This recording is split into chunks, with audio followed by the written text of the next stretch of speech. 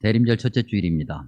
대림절이 그리스도인들에게 굉장히 중요한 이유는 성탄을 기다리면서 주님의 오심을 새롭게 생각하고, 그리고 또 이렇게 딱 뭐랄까요, 한 해를 마무리하는 그 즈음에 또 대림절이 있기 때문에 여러모로 굉장히 중요한 교회 절기입니다.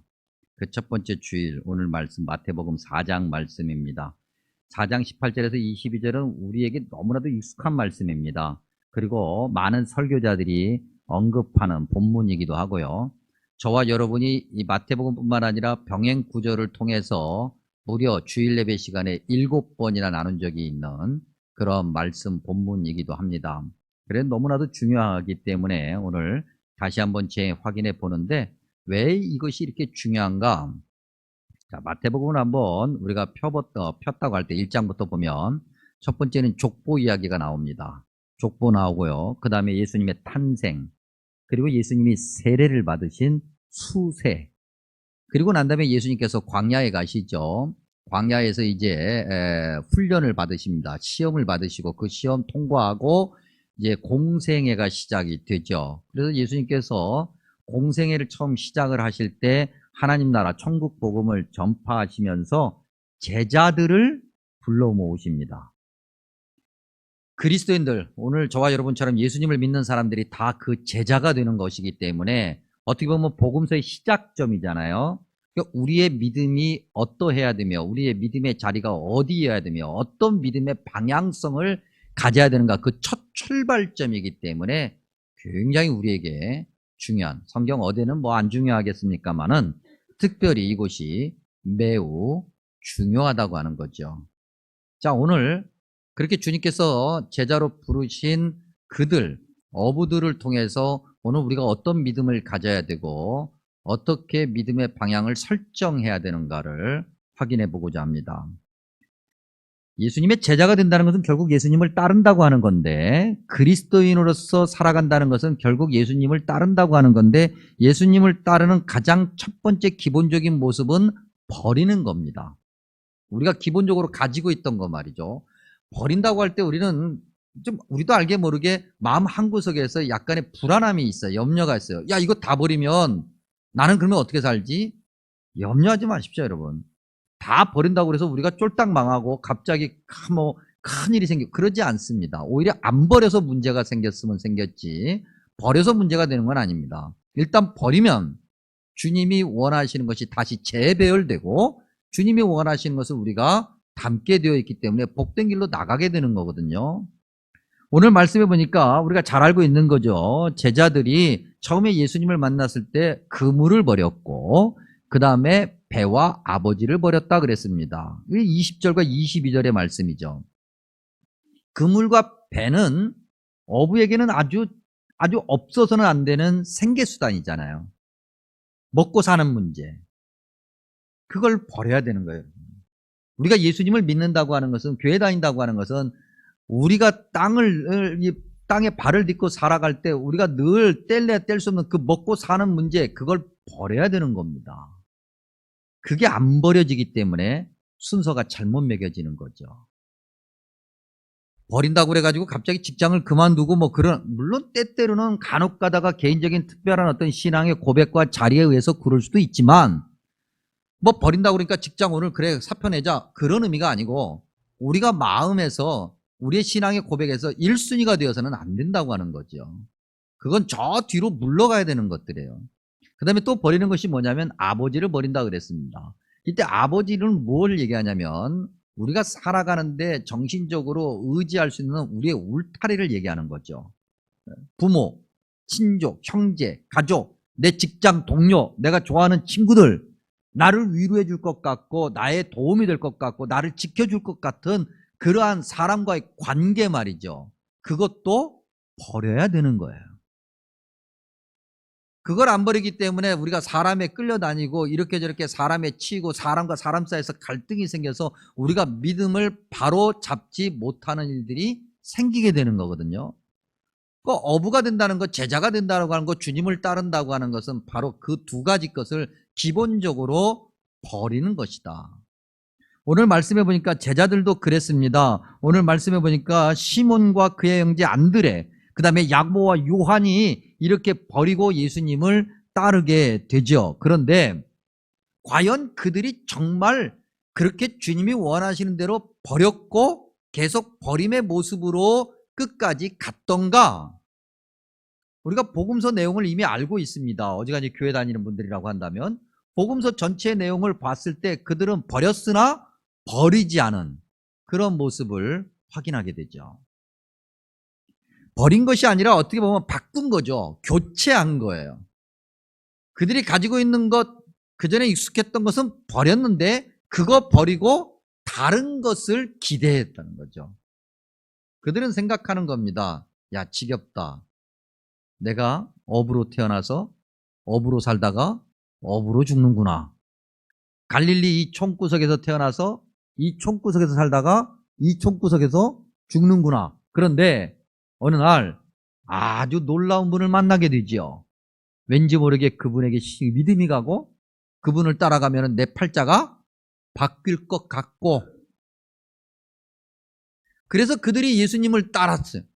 모든 것을 버리는 것을 주저하지 않았던 이유는 또 다른 미래, 희망, 기대, 자기들이 원하는 것. 정말 다 버리고 주님이 원하시는 모습대로 그렇게 예수님을 따랐다고 한다면 비워져 있었어야 되는, 깨끗이 비웠어야 되고 그 비운 것에 주님이 원하시는 것이 채워졌어야 되는데, 주님의 모습대로 채워졌어야 되는데 그렇지 않았다. 우리가 복음서를 읽다 보면 중간중간에 확인하게 되는데 대표적으로 몇 가지를 언급해 보면, 예수님은 가난하고 병들고 힘들고 약한 이들, 그런 이들을, 또 그런 이들이 찾아오는 것을 만류하지 않으셨고 멀리하지 않으셨고 그들을 찾아가고 또는 그들이 찾아올 때마다 만지셨고 그들을 고치셨고 위로해 주셨어요. 그게 주님의 모습이었죠. 그런데 마태복음 19장 13절 이하에 보면 예수님의 복을 너무나도 사모하는 많은 사람들이 자기의 어린 아이들을 데리고 왔어요. 그리고 예수님께서 머리에 손을 얹고 축복해 주기를 바라신 거죠. 근데 제자들이 그렇게 찾아오는 부모들 그리고 어린아이들을 고압적인 자세로 꾸짖습니다. 저리 가라고. 우리 주님이 얼마나 피곤하신데 애들까지 와가지고 힘들게 하냐고. 주님의 마음과는 전혀 다른 모습이죠. 마가복음 5장 31절, 그 이전에 이런 상황이 있었죠. 우리가 지금 다 알고 있는 이야기를 재확인해 보는 것뿐인데, 많은 사람들이 예수님을 둘러쌉니다. 그리고 예수님 가까이 한 번이라도 가보려고 애를 쓰고 있는 그런 찰나에 12해를 혈루증으로 알아왔던 여인, 12년 동안 율법적으로 사회적으로 정결하지 못하고 정죄받는 그런 여인, 정결하지 못하다고 정죄받는 그런 여인이 목숨을 걸고 사람들 사이를 비집고 들어가 예수님의 옷자락을 만집니다. 그것 때문에 낫게 되죠. 예수님께서 주변을 둘러보시면서 제자들에게 물어보십니다. 야, 누가 나를 만졌냐? 제자들이 뭐라고 얘기합니까? 사람들이 이렇게 많은데. 귀찮아한 거죠. 사람들이 이렇게 많아서 내가 지금 주님을 보호하려고 이렇게 힘쓰고 애쓰고 있는데, 밀려오는 사람들을 막으면서 주님의 길을 틀려고 이렇게 애쓰고 있는데 누가 만졌는지 어떻게 합니까? 설사 누가 만졌다 한들 그것이 뭐 이렇게 중요하다고. 예수님과 제자들의 모습이 얼마나 달랐던가. 요한복음으로 가면은 요한복음 8장 1절에서 11절, 이것도 역시 우리가 잘 알고 있는 말씀이죠. 가늠하다가 현장에서 붙잡혀온 여인 이야기 말입니다. 많은 사람들이 율법대로 손에 돌을 들고, 돈에 손을 드는 게 아니고 손에 돌을 들고 쳐다봅니다. 이제 누군가가 한번 던지기 시작하면 수백 개의 돌이 날아갈 판국이죠. 겁에 질려있는 그 여인, 현장에서 붙잡혀왔으니까 옷도 제대로 못 입었을 그 여인, 예수님께서 그 여인을 품어 안아 주십니다. 그리고 땅바닥에 각각의 죄를 쓰죠. 다른 사람들 말이죠. 손에 돌을 들고 있는 그 사람들이 그것 때문에 부끄러워서 물러갑니다. 예수님께서 그 여인을 품어 안으시면서 나도 너를 정죄하지 않으니 가서는 다시 죄를 짓지 말아라 라고 그를 세워주시고 그가 다시 살아갈 길을 열어주십니다. 요한복음 8장에서 그런 일이 있었고 제자들도 옆에서 봤는데 불과 요한복음 9장으로 가면은 제자들이 길을 가다가 날 때부터 앞을 보지 못하는 맹인을 보고 난 다음에 뭐라고 그랬습니까? 요한복음 9장 1절과 2절의 이야기인데 그들이 예수님께 묻죠. 주님, 저 사람이 날 때부터 앞을 못 보는 이유는 자기의 죄 때문입니까? 아니면 부모의 죄 때문입니까? 이미 마음속에 판단이 있는 거예요. 이미 마음속에 정죄함이 있는 거죠. 예수님은 한 번도 누구를 판단하고 정죄하는 것으로 시작하지 않았는데 제자들은 판단하고 정죄하는 것으로 시작을 하죠. 결국 무엇인가 자기의 생각을 버리지 못했다고 하는 거예요. 예수님을 따랐어요. 예수님 최측근에 있었고 가장 옆에 있었고 가장 가까이서 예수님이 무엇을 하셨는지 무엇을 원하시는지 보았지만 제대로 예수님의 길에 부합하지 못한 이유, 그것은 자기의 생각을 버리지 못했기 때문인 거예요. 오늘 저와 여러분의 모습 아닌가요, 여러분? 우리가 믿음 생활하고 교회를 10년, 20년, 30년, 40년, 50년, 60년 다니고 직분도 그렇게 바뀌어가고 그런데 우리는 여전히 우리의 생각을 가지고 믿음 생활해요. 우리의 믿음의 기준이 있고 내가 생각하는 삶의 형편, 내가 생각하는 우선순위가 있단 말이죠. 저와 여러분이요. 그렇지 않나요? 그렇게 신앙생활에서는 주님이 원하시는 그 길을 갈 수가 없는 거죠. 주님을 따른다고 말하기가 전문용어로 거시기 한 거예요, 여러분.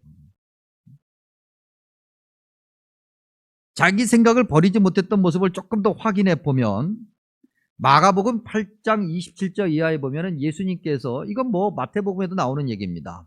이제 예루살렘에 들어가셔서 고난당하고 십자가에서 죽으실 것을 제자들에게 말씀하십니다. 제자들을 믿으셨던 거죠. 야, 이 정도면 내가 이 얘기해도 되겠다. 마가복음 8장을 굳이 언급한 이유는 그랬더니 베드로가 예수님에게, 우리말 성경에는 항변했다 그렇게 기록하고 있습니다. 몇 차례 여러분들에게 설명해 드린 얘기인데 항변했다. 주님 그러시면 안 되죠. 우리가 배 금을 아버지 다 버리고 주님을 따랐는데 주님께서 예루살렘에 들어가시면은 새로운 정부를 수립하셔야죠. 거기 가서 고난당하고 죽는다는 얘기를 하시면 안 되죠. 말이 씨가 됩니다. 그러시면 안 되죠. 그게 항변이에요. 그러한 모습을 보고 예수님께서 베드로를 꾸짖으셨다 그랬습니다. 그런데 여러분, 항변했다는 단어와 꾸짖었다는 원어는 같은 단어예요. 에피티마오. 그러니까 베드로가 예수님을 꾸짖은 거예요. 혼낸 거예요. 왜요? 자기 생각이 있으니까. 자기가 생각하기에 예수님이라면 이런 분이어야 되고 자기가 생각하기에 예수님은 이래야 되고 그런 그림이 있단 말이죠. 제자들이 예루살렘에 입성할 때, 입성하기 전과 후 누가복음에 오면 두 번이나 누가복음 9장과 22장에 제자들이 서로 다툽니다. 무엇을 놓고 다투냐면 누가 크냐, 공을 차지하겠다는 거죠. 오늘 우리가 읽은 마태복음 4장에 가면은 시몬 베드로와 그의 형제 안드레, 그 다음에 야고보와 요한, 그래서 4명이 등장을 합니다. 예수님의 제자들이 12명이잖아요. 가룟 유다가 배신하기 전이니까 12명. 4대1일 때만 해도 괜찮았어요. 하나는 좌편에 우편에 앉으면 되니까. 그러면 2대1로 되니까 경쟁률이 훨씬 줄잖아요. 그런데 12명이 돼버렸어요. 이건 얘기가 달라져요. 12대1이야. 굉장히 경쟁률이 높아졌어요. 어떻게 해서든지 뚫고 들어가야 돼요. 예수님을 맨 처음에 만난 사람 4사람, 특별히 야고보 요한은 일단은 나머지 사람들과는 좀 다르다고 생각한 거죠. 5번 6번 그 5번 이하하고는 다른 거예요.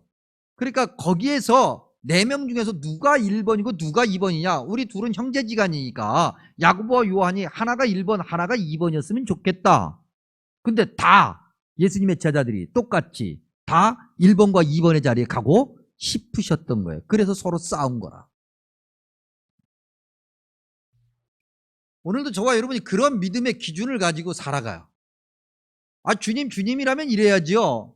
내가 열심히 교회도 다니고 내가 최선을 다해서 신앙생활하고 있는데 왜 내 삶이 요 모양 요꼴이고 왜 내 기도는 안 들어주고 왜 나는 이래야 되고, 늘 우리의 생각과 우리의 기준을 가지고 신앙생활하니까 주님을 바르게 따르기가 어렵고 주님을 바르게 따르지 못하니 주님이 주시는 복이 무엇인지를 모르게 되고, 그러니까 늘 우리 안에는 불평과 불만만 가득하게 된 거예요. 여러분, 예수님을 믿는다고 해서 우리가 뭐 바보가 되고 갑자기 가난해지고 뭐 사회적으로 뭐 뒤처지고 그러지 않습니다. 세상 것 못 누리고 즐겁지도 못하고 즐기지도 못하고 그렇지 않습니다. 예수님을 잘 믿으면서 교회 열심히 다니면서 하루 종일 교회 살면서도 얼마든지 우리가 세상 걸 즐길 수 있는데 우리가 순서가 바뀌어버린 거예요. 그러니 세상 것은 세상 것대로 제대로 즐기지도 못하고 주님의 은혜는 주님의 은혜대로 받지 못하고 그러면서 마음속에는 늘 불평과 불만이 있어서 지금의 이 사회가 예전에 비해서 훨씬 더 잘 먹고 잘 사는 풍요로운 사회가 되었지만 여전히 사람들 마음속에는 걷잡을 수 없는 분노가 가득하고 그들은 자꾸 예수님의 그 가르치심을 머리로 알려고 했기 때문에 문제가 되는 거죠. 예수님은 한 번도 강의실에서 강의한 적이 없으셔요.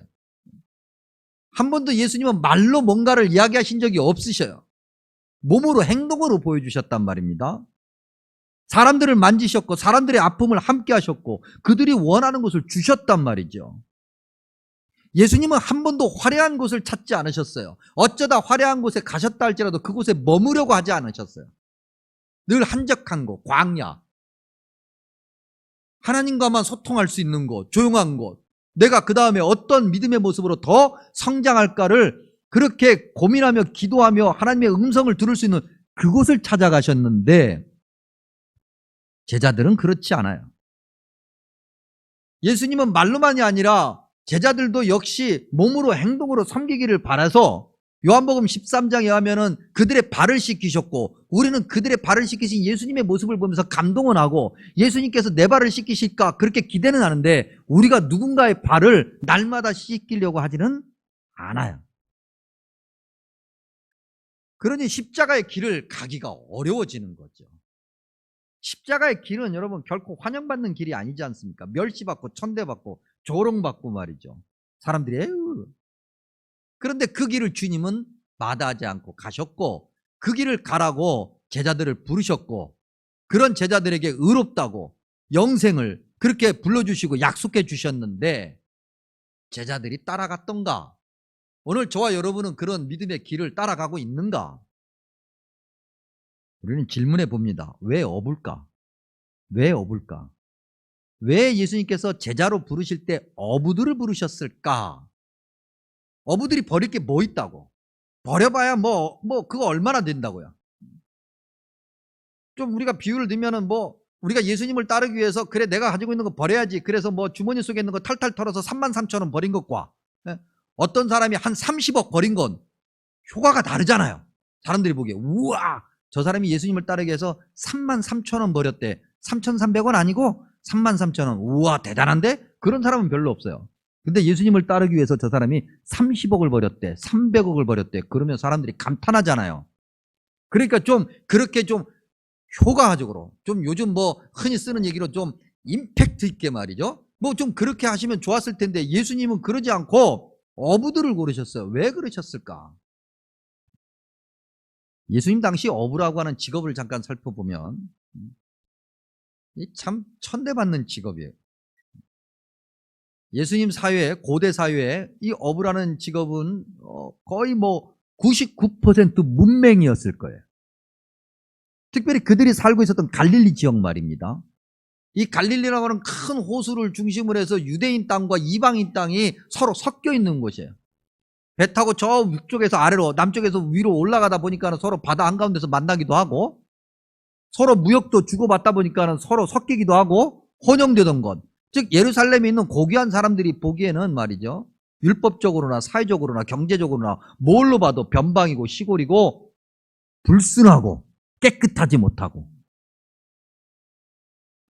고린도전서 1장 26절 이하 표현 그대로 지혜롭지도 못하고 문벌도 좋지 못하고 오히려 약하고 천하고 멸시받는 그들.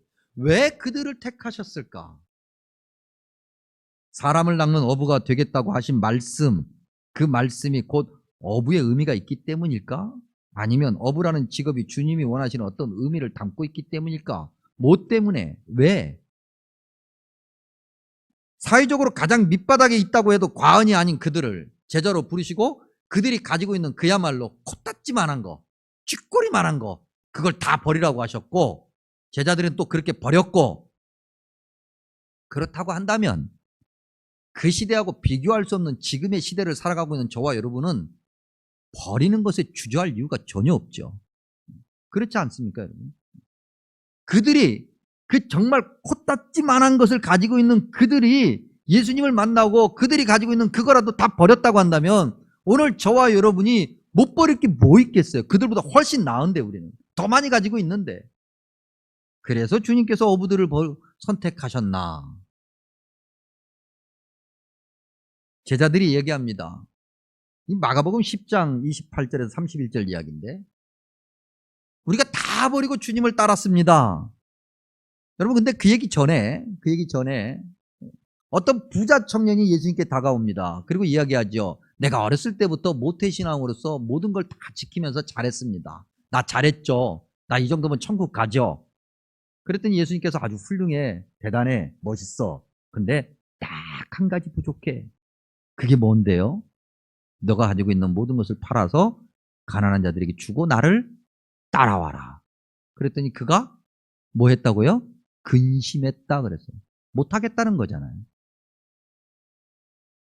그 이야기가 있고 난 다음에 바로 그 다음에 제자들이 이야기한 거예요. 베드로를 대표로 해서 주님 우리는 다 버리고 따랐습니다.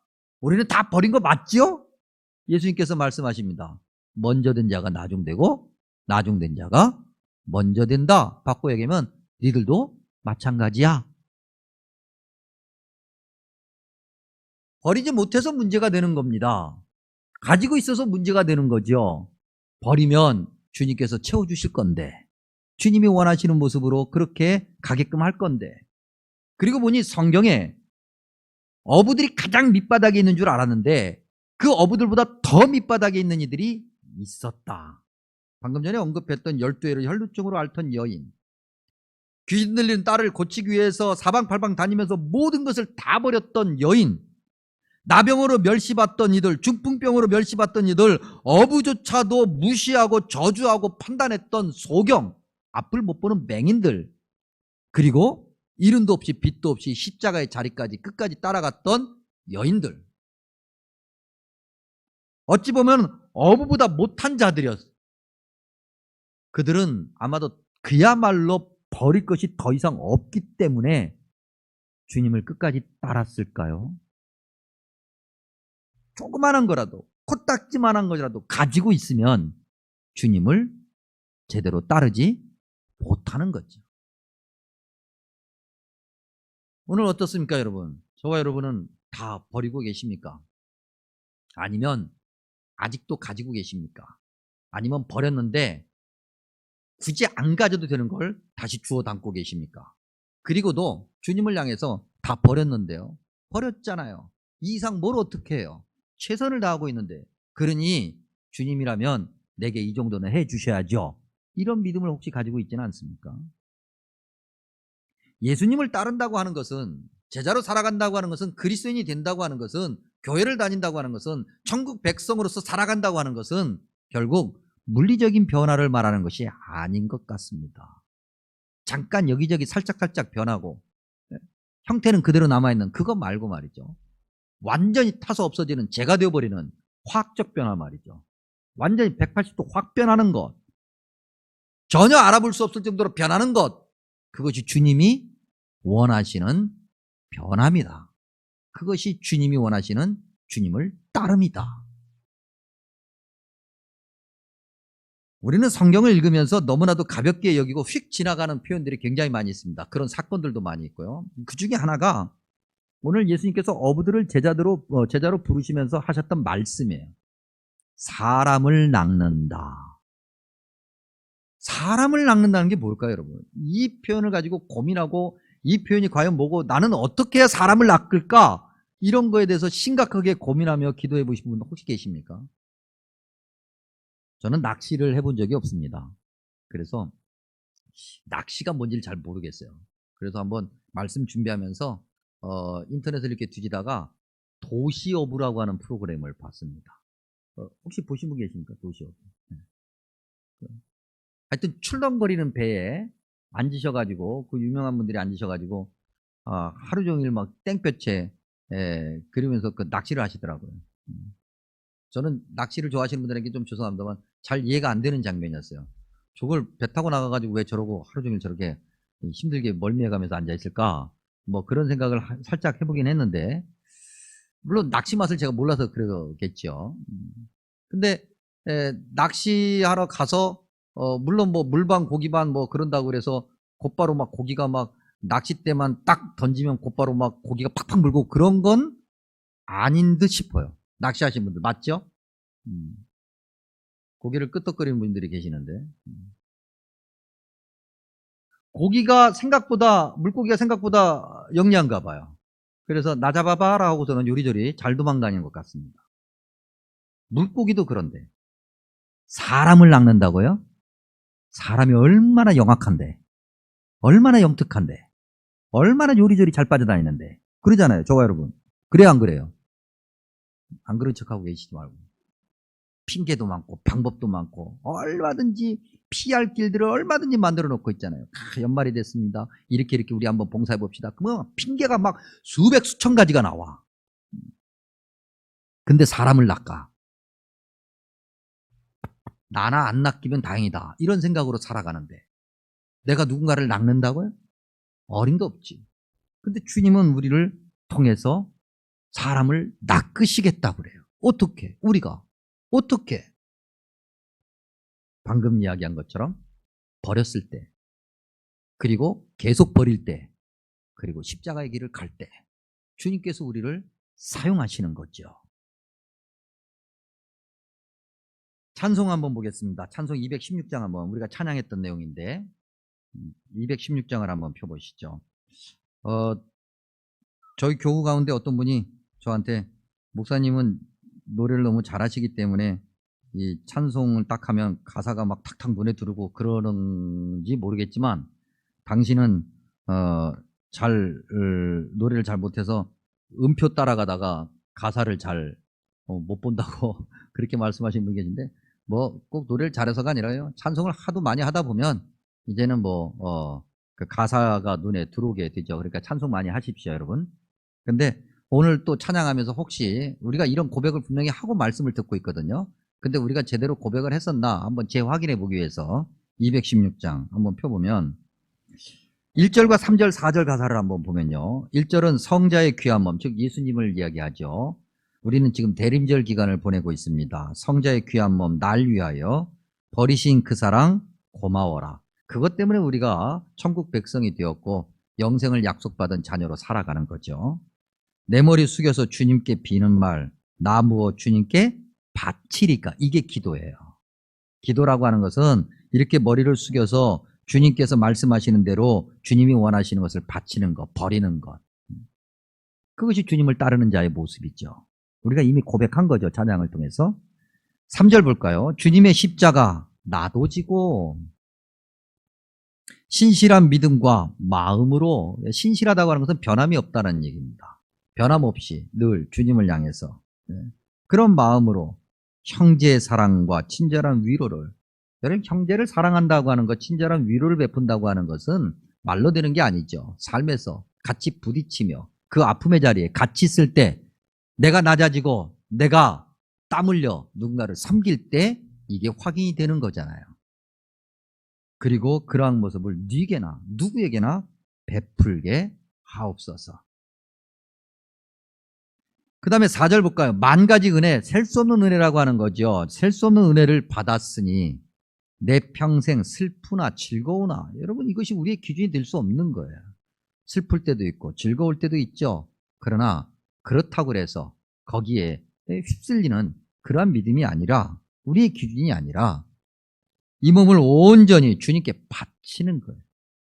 그리고 주님만 위하여, 나를 위해서 주님이 존재하시는 것이 아니라 주님께서 이미 우리를 위해서 버리셨고 모든 것을 내어놓으셨으니 우리가 이제는 주님을 위해서 늘 살겠네. 이것이 구원받은 백성의 모습이라고 하는 거죠.